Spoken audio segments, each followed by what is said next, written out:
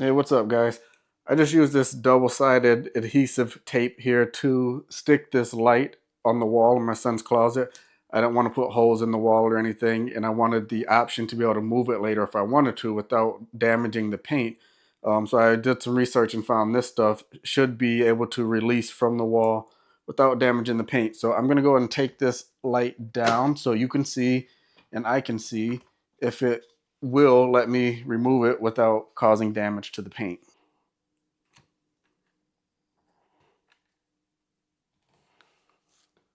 So here it is, a close-up look. You can see I am able to pull that side off.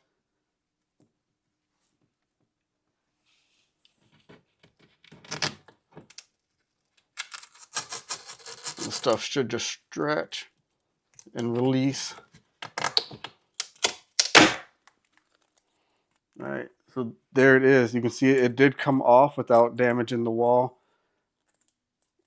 Kind of wrinkled up the edges of the tape a little bit, but I'm going to see if I can still use it. I bet I can.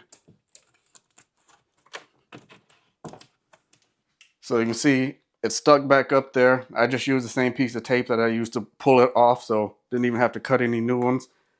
Let's hang the light back on it.